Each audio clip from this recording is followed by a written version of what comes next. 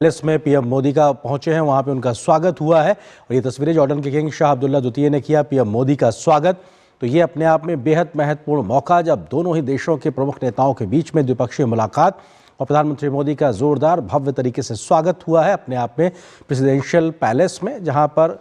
जो president palace में जब प्रधानमंत्री मोदी पहुंचे हैं तो उनका स्वागत करने के लिए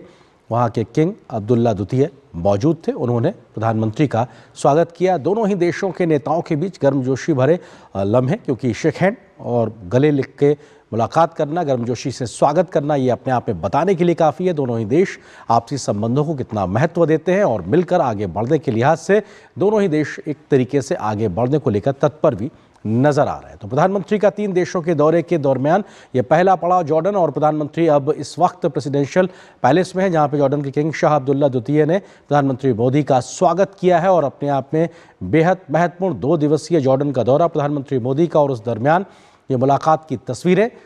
जॉर्डन के किंग और प्रधानमंत्री नरेंद्र मोदी के बीच। और निश्चित तौर से प्रधानमंत्री आज जब एयरपोर्ट पे पहुंचे तो जॉर्डन के प्रधानमंत्री ने उनका एयरपोर्ट पे स्वागत किया तमाम अन्य गणमान्य लोगों के साथ में, और होटल पहुंचने पर भी प्रधानमंत्री का भव्य तरीके से स्वागत हुआ था। और अब यहाँ से जो कहते हैं कि एक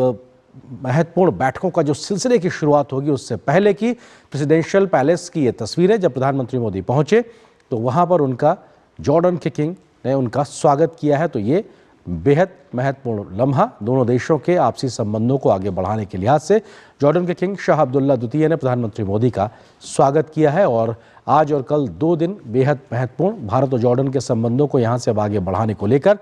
37 वर्षों के बाद किसी भारतीय प्रधानमंत्री की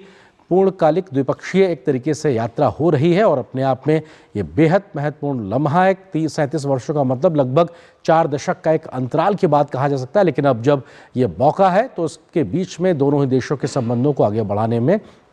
गर्माहट निश्चित तौर से आगे बढ़ती हुई नजर आएगी। इसके बाद डेलीगेशन लेवल की मुलाकात भी होगी दोनों नेताओं के बीच में, शिष्टमंडल स्तर की और 1-on-1 भी बातचीत होगी, और उसके बाद दोनों देशों के बीच में आपसी सहयोग को लेकर एक सहमति बनती भी।